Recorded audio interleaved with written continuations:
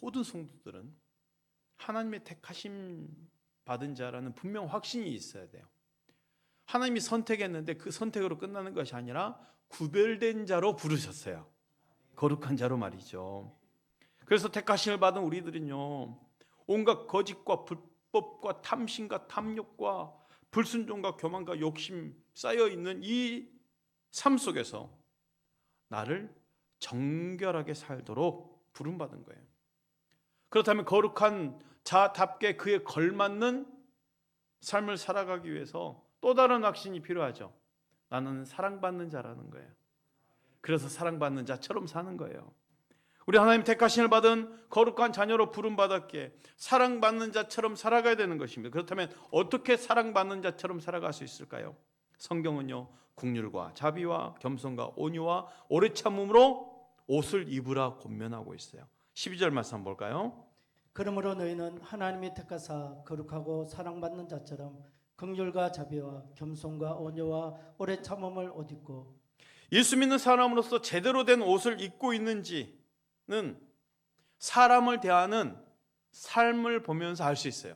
아, 당신이 정말 제대로 된 옷을 입고 있구나. 정말 당신이 예수 믿는 사람이구나. 겉으로 드러나는 것은 지금 옷을 입었다는 거거든요. 그럼 어떻게 알 수 있어요? 이 사람이 다른 사람을 대하는 모습을 보면서, 이 사람이 삶 속에 살아가는 모습을 보면서 어떤 옷을 입었는지가 알 수 있다는 거예요. 그래서 어떻게 확인할 수 있는지 바로 이어서 13절에 이렇게 말하고 있습니다. 함께 봉독합시다. 시작. 누가 누구에게 불만이 있거든 서로 용납하여 피차 용서하되 주께서 너희를 용서하신 것 같이 너희도 그리하고. 거룩한 하나님의 백성으로서 사랑받는 자처럼 살아가는 우리에게 나타나는 특징이에요. 용납과 용서함. 나를 힘들게 하고 어렵게 하고 불편하게 하는 사람들을 용납하고 용서하고 있는가를 보면 내가 지금 무슨 옷을 입고 있는지를 보이는 거예요. 이 구절에 나온 용납, 나를 해코지 한 사람들을 참고 받아들이는 거예요. 용서, 그들의 나쁜 일을 그대로 참고 있는 거예요. 잊어버리는 거예요. 하나님의 백성으로서 나타나는 특징이 바로 용서입니다. 하나님의 은혜로 들어간 첫 관문입니다. 왜 내가 다른 사람들을 용서하는 게 필요할까요? 내가 가장 먼저 입은 은혜가 용서였거든요. 하나님이 우리를 위해서 행하신 일이 속량이었어요. 대신 값을 치러서 자유를 주신 거예요. 우리가 예수 믿는 게 그저 죄 용서 받기 위함이 아니잖아요. 죄인이었을 때 하나님의 사랑을 확증해 주셔서 들어와 보니, 야, 하나님 나를 이미 사랑해 주셨구나. 내가 죄인이었을 때조차도 내 죄를 위해서 속량하셨구나. 그래서 매일같이 하나님께 나와 또 회개하고 회개하는 이유는 뭡니까? 하나님 은혜 속에 들어가다 보니 그 은혜 앞에 대하면 정말 나의 나 된 것은 오직 하나님의 은혜로 된 것이다 고백할 수밖에 없고, 그렇게 하나님께 나아가는 거죠. 그러나 죄를 용서받지 못하면요, 그 어떤 주의 은혜가 우리에게 오지 않는다는 것을 기억하십시오. 하나님 나라는요, 용서의 나라예요. 용서를 받고 용서를 구하는 나라.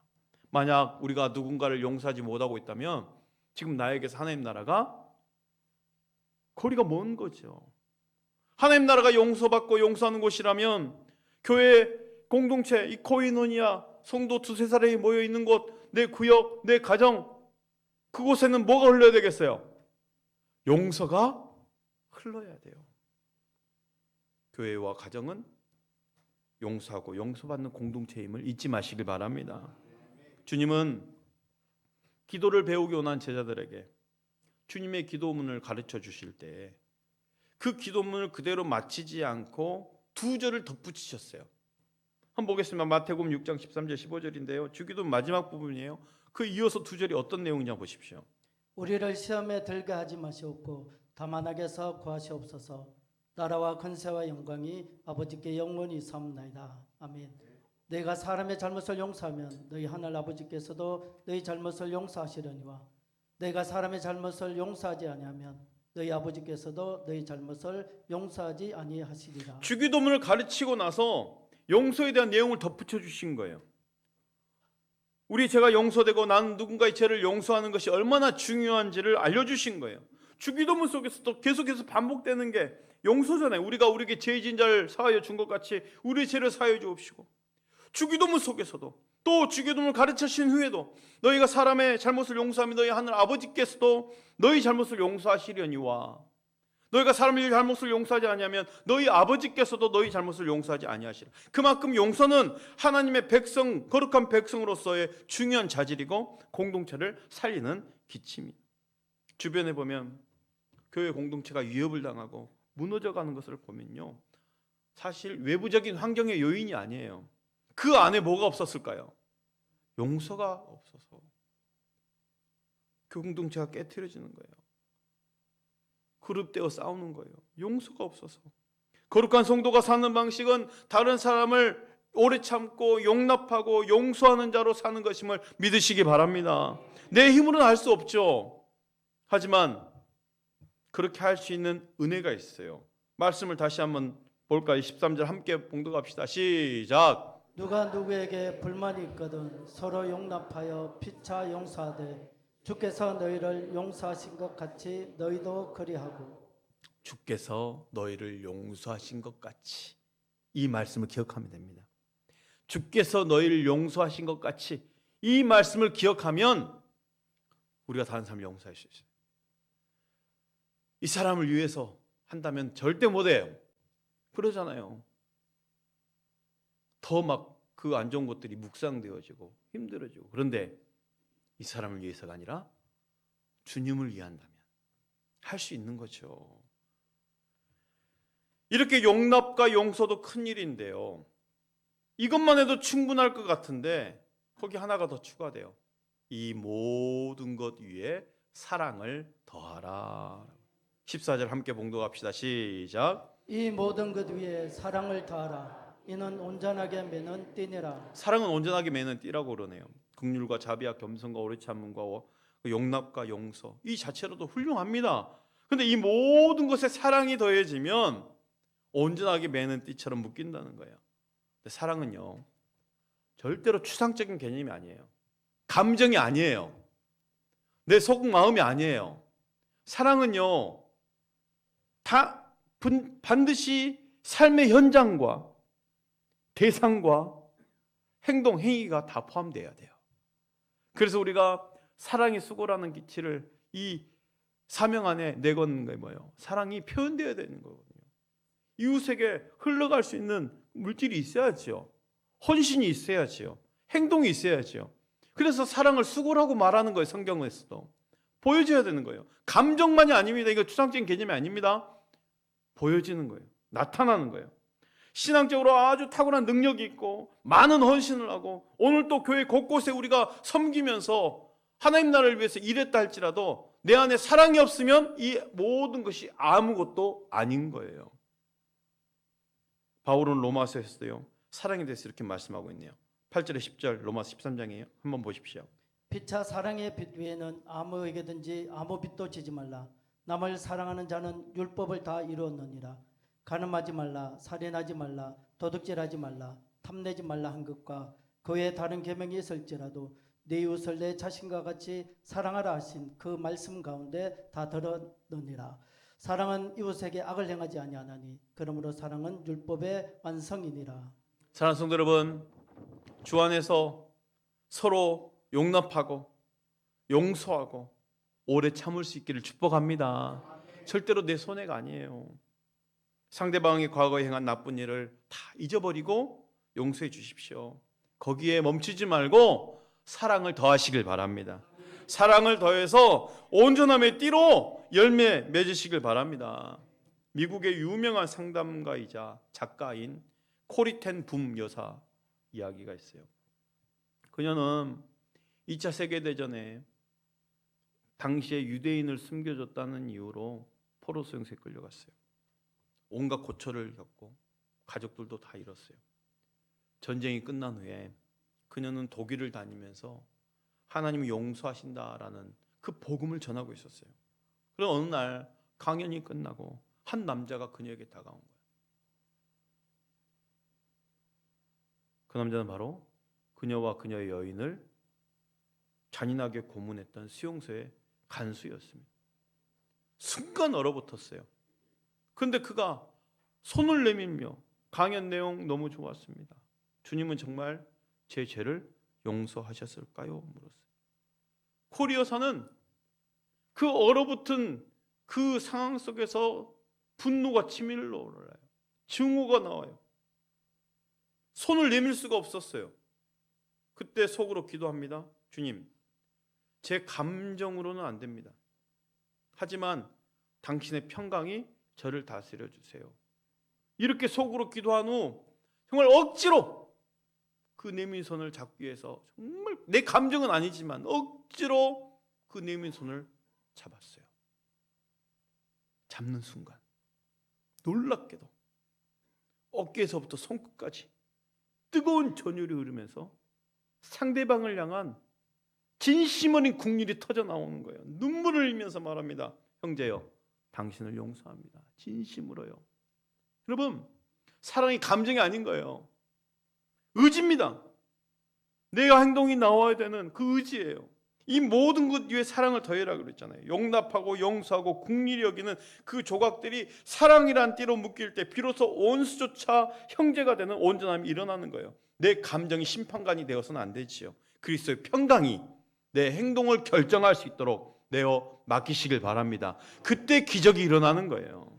무엇보다도 거룩하고 사랑받는 자처럼 살아가기 위한 이 실천 상황에 대해서 삶으로 옷 입은 성령의 열매로 확장시켜 보고자 해요.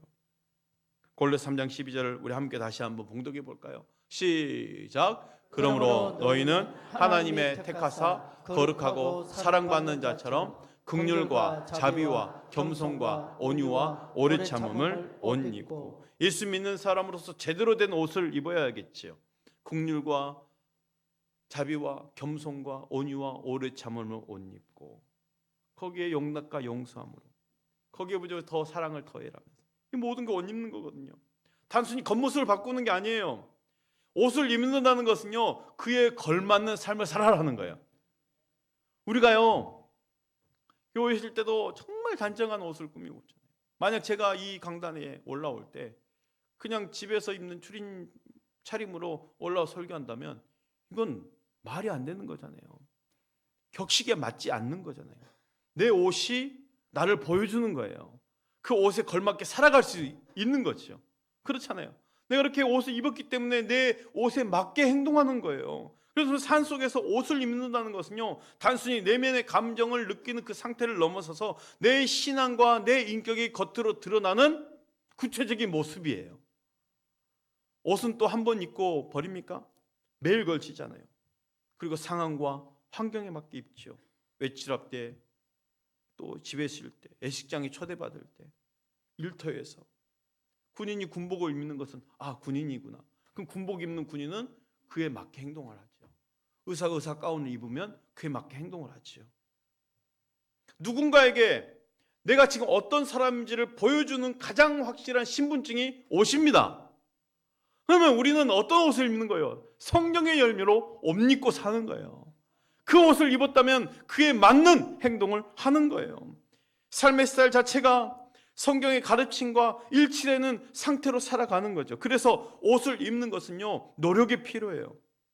우리가 아침에 일어날 때마다 오늘 무슨 옷을 입지 고민하듯이 매 순간 내 악한 본성, 분노, 시기를 다 버리고 그 옷을 벗어버리고 성령의 성품, 오래 참음, 온유, 절제를 선택해서 걸치려는 의지적인 노력이 필요하다는 거예요.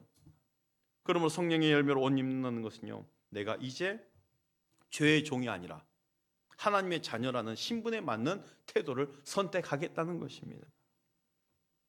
프로 선수가요, FA가 돼서 새로운 소속으로 이전이 되면 가장 먼저 하는 게 있어요.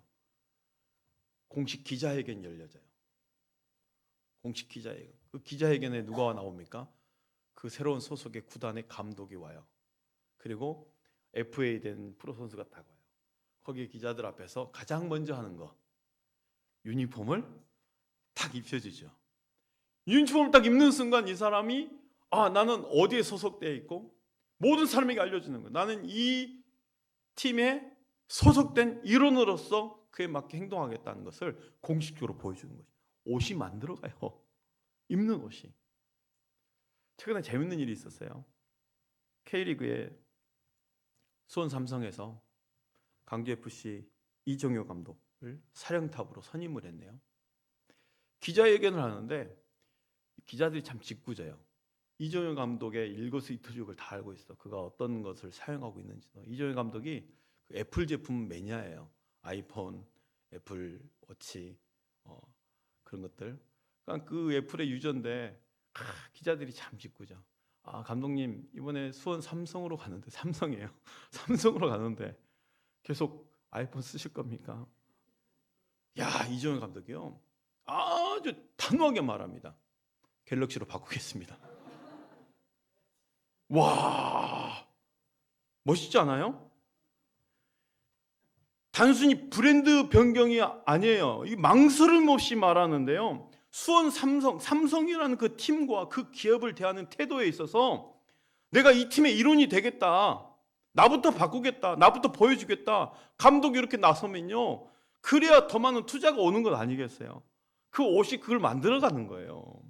옷을 입으면요, 그 옷에 걸맞는 행동을 하게 되어 있습니다. 무엇보다도 내가 삶 속에서 성령의 열매로 옷 입는다는 것은요, 결국은 성령의 열매가 내 삶 속에서 맺혀져야 된다는 거죠. 왜? 생명이 있으면 반드시 열매가 맺혀져 있거든요. 은혜의 성령님이, 살아계신 성령님이 내 안에 내주하시면 나에게 반드시 열매가 나타나게 되어 있어요. 그분이 임재이신 결과로 말미암아 나타나게 되어 있어요. 그런데 열매가 안 보이는 거예요. 왜 나에게 열매가 안 보이지? 내 삶에 성령의 열매가 늘 맺혀져야 되는데 왜 나에게 열매가 맺혀지지 않는 것 같지? 왜 그럴까요? 열매 맺음을 방해하는 장애물이 있거든요. 바울이 1차 전도 여행 때 갈라디아 지방을 중심으로 선교를 하면서 복음을 이렇게 가르쳤어요. 예수를 믿기만 하면, 그 예수를 믿음으로 당신들은 하나님 자녀가 됩니다. 다 이방인들이에요. 당신들이 예수를 믿기만 하면 아브라함의 자녀가 되고 아브라함의 기업을 유업으로 받는다. 그 복음을 받아들이고 얼마나 좋았겠어요. 환영을 하죠. 그런데 거짓 선생들이 나타나서 믿음을 흔들리게 만드는 거죠. 야, 너희들이 태생이 틀린데 어떻게 아브라함의 자손이 되고 그 언약에 참여할 수 있어? 예수 믿는 것으로도 부족해. 거기에 무언가를 더 해야 돼. 할례도 받아야 되고 율법 꼼꼼히 지켜야 되고 안식일도 준수해야 되고, 그래야 구원에 이를 수 있고, 그래야 약속에 참여할 수 있고 하나님의 백성이 될 수 있어. 이렇게 말이죠. 아니, 자유케 되는 복음을 받고도 갈라디아 성도들이 그 거짓 선생들의 말에 현혹이 돼서 막 믿음이 흔들리는 거예요. 왜 그런지 아세요? 여러분, 우리 마음 가운데 다 그런 정교성이 있거든요. 내가 좀 부족한데 이걸 좀 더 해야 되지 않아? 내가 뭔가를 더 해야 하나님의 사랑을 받지 않아? 내가 뭔가를 더 해야 열매가 맺혀지지 않을까? 여러분, 아닙니다. 뭔가를 기여해야 하나님 앞에 설 수 있는 게 아니에요. 분명한 믿음의 확신을 가지고 주님께로 가까이 가면 반드시 열매가 맺혀지게 돼 있어요. 지난 주 중에 우리 전도팀들 계속 이제 수고하고 있거든요. 함께 식사하면서 좀 나눴어요.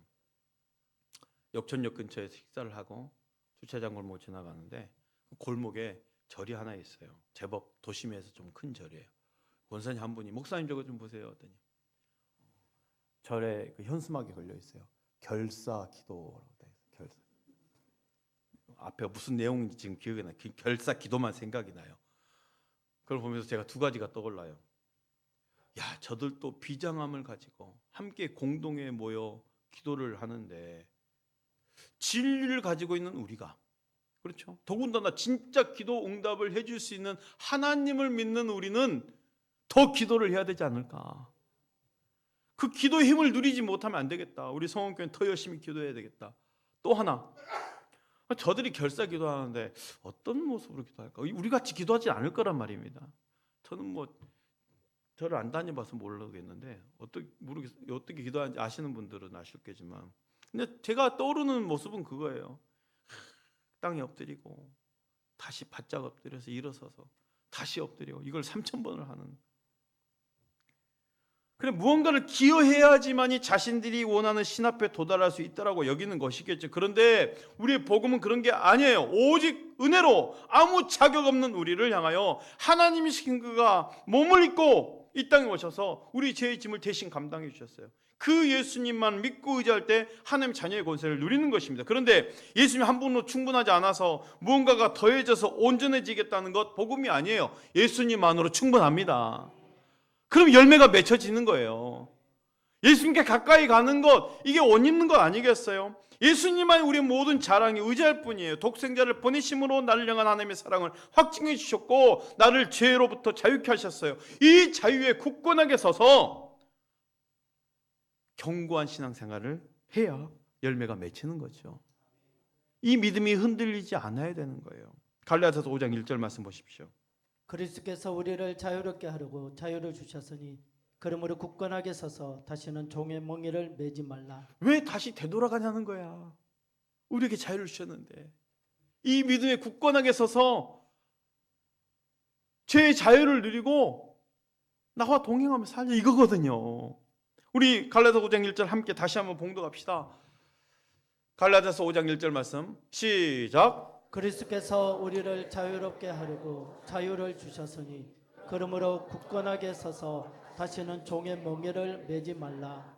우리가 예수를 믿으면 믿을수록 그 은혜의 깊이가 깊어지는 이유가 뭘까요?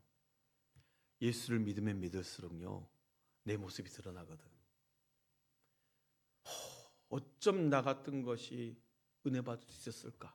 말도 안 된다. 이게 더 드러나는 거예요. 그러니까 은혜가 더 깊어지는 거지. 나의 나된 것은 오로지 은혜뿐이었구나. 우리가 예수를 믿으면 믿을수록 더 은혜 속에 깊이 들어가는 이유가 바로 그겁니다. 빛이신 예수님 앞에 다가가니 더 내가 드러나는 거예요. 주님, 내가 잘못했습니다. 그 은혜로 나를 덮어주셨군요. 은혜 속에 들어갈 수밖에 없는 거예요.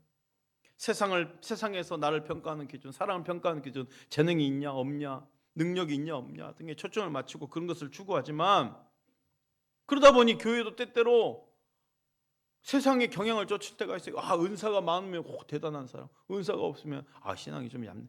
절대 아닙니다. 성경이 우리에게 기도하는 것은 은사가 아니라 열매예요. 삶 속에서 성령의 열매로 옷 입고 있는가? 성령이 내 속에 들어와 계셔서 그 결과로 예수님을 닮아가는 것, 예수님이 만들어 가시는 모습대로 빚어져가는 그 열매야말로 내가 어떤 사람인지 진짜 믿음의 사람인지를 증거하는 거예요. 내가 무슨 일을 하는가가 아니라 내가 어떤 사람인가가 핵심입니다. 하나님 앞에서 거룩하고 사랑받는 자예요. 그에 걸맞게 옷 입고 사는 거예요. 내 스스로도 하나님 보시기에 어떤 존재인가 끊임없이 되새기면서 혹여 내가 지금 잘못된 옷을 입고 있다라면 다 벗어버리시고 오직 예수님께로 가까이 가시길 바랍니다.